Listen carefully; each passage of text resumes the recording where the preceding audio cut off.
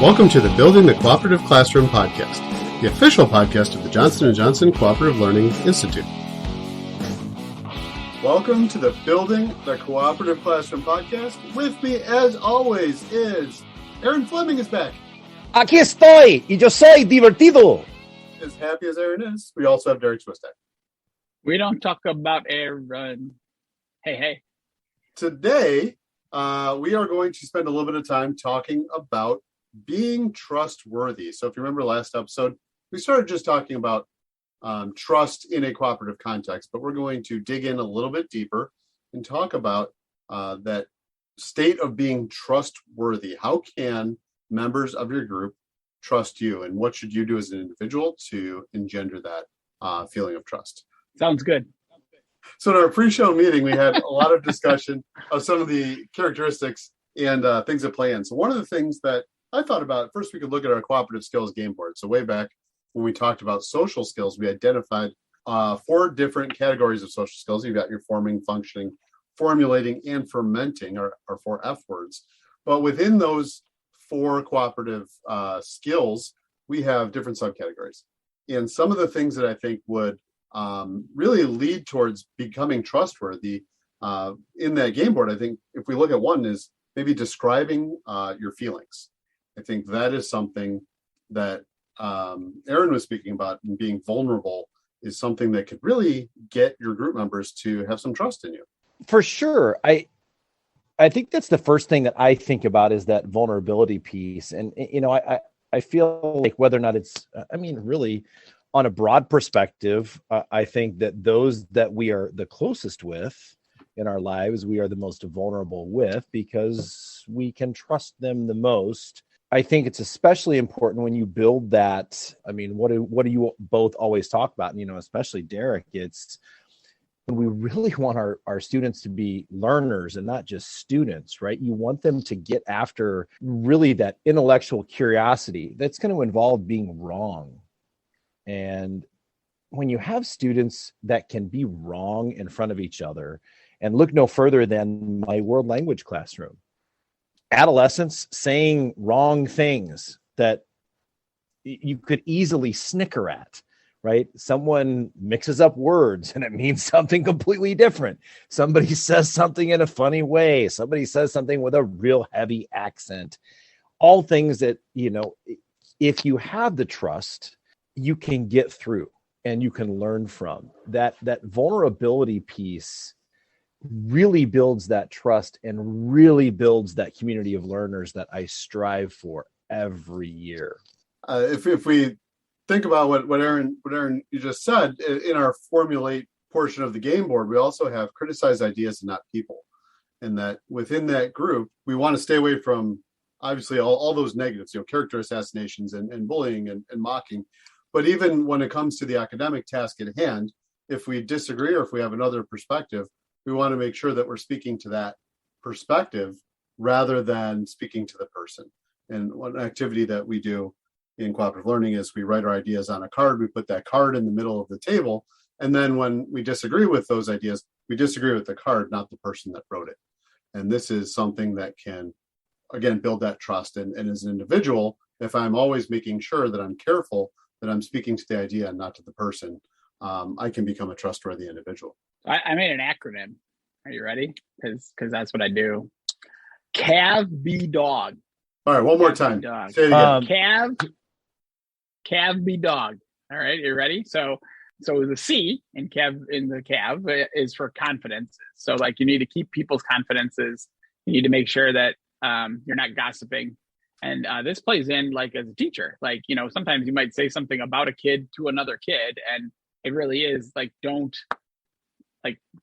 do that. Don't that diminishes it for the kid that you're talking to, who you're trying to build a relationship to, and the kid that you're talking about.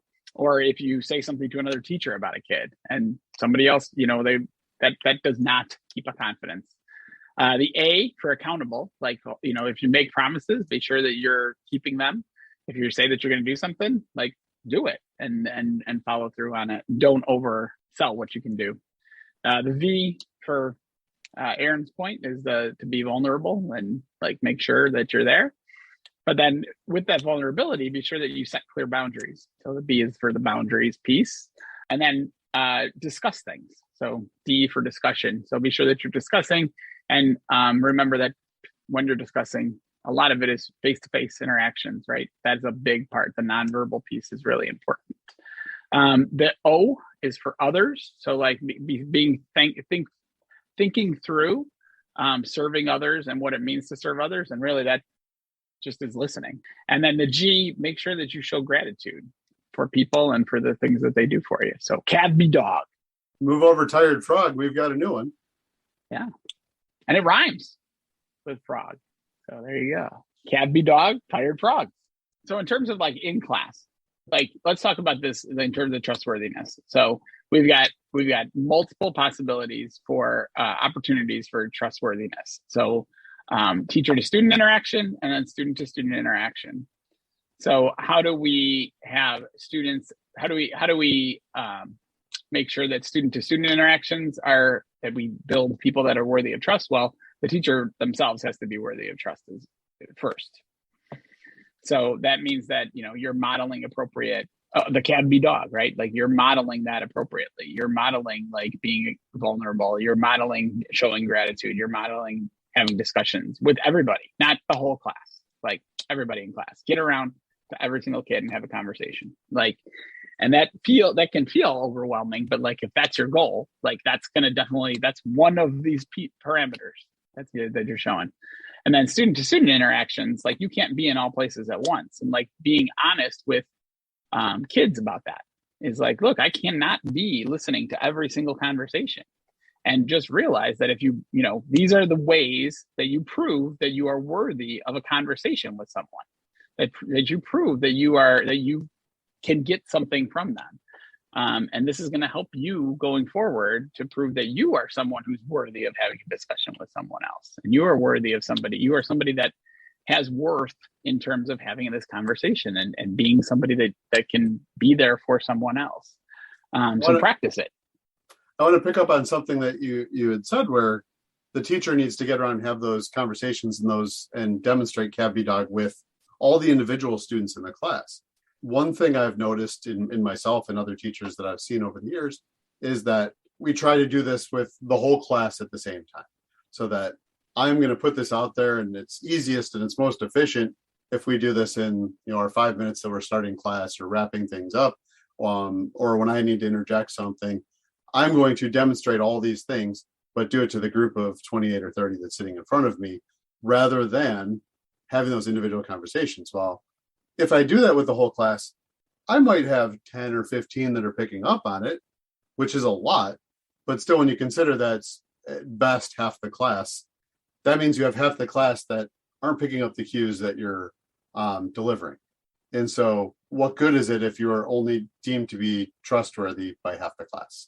So it really is important to develop those individual one-on-one relationships. And that speaks to the teacher's role. The teacher needs to be up and moving and talking and interjecting. One of my favorite things to do is when students are engaged in learning and they're doing their work is to talk about nonsense, disrupt it, become part of the group, but to build those individual relationships and then get them back on track. Some students, obviously, that's going to be too disruptive and you learn very quickly who you can do it to and who you can't. But taking those opportunities while the students are working in small groups or even individually to build the relationship and to build that trust, I think is really important. And I think that speaks to thinking about things from an individualistic versus a collectivist cultural perspective and lens, right? Is that you need to, some people need that connection. Most people need that connection before they can get some work done. Other people really want to get down to the task and finish that up. But at the end of the day, it relates back to what we talked about last week, which is, you can either be building relationships or building towards goals. And ideally, you can build towards both, but you don't want to say something or do something to break down either one of those, or at least realize that that's what you're doing. I guess the only other thing that's coming to my mind, I mean, you both said so many good things. It has to be purposeful, right? All of those interactions, Adam, whether or not you're talking about, what kind of interaction do you have when you go to each individual group? And, Derrick, you spoke to making sure you get to each individual group, because we're not talking about okay, I've got my kids in a base group activity today, and that's where we're going to do some lessons on trustworthiness. It doesn't work that way. It's just as important as your academic goals. So, it has to be purposeful all the time. All of your interactions, whether or not it's, teacher to student individually, or teacher to small group, or it's, teacher in front of the class, and again, go back to social skills. When you see something that really proves that your students are building that trustworthiness, you call it out and you say, this is what we're after. This is what makes our group special. This is what builds the community of learners that makes our learning that much better. And I think really being those are really great points. I think what you spoke to. I mean, if I were to tell anybody like why, one of the things to mention to kids is like, why is this important? Well, if you don't feel that comfortable and safe and connected in this environment, you cannot possibly be purposeful. And so you're going to be in fight, flight, freeze, or defend mode all the time, because you're constantly wondering, is this a safe space? Is this a safe space? Because that's what our brain does. So the more that you feel as though you belong, and the more you can show that you're worthy of trust, the more somebody else might also be worthy of that trust as well. I think that's a good stopping point for us. I think next week we can move from talking about being trustworthy to being trusting as an individual. So how do you take people at their face value, and how do you assume best intentions? But until then, let's cooperate. Thank you for listening to the Building the Cooperative Classroom podcast, the official podcast of the Johnson & Johnson Cooperative Learning Institute. Please check out the show notes for all relevant links, including a link to our Twitter account and the Cooperative Learning Institute webpage. This podcast is copyrighted under the Creative Commons license, copyright 2022. Theme music courtesy of Jimmy Ryan.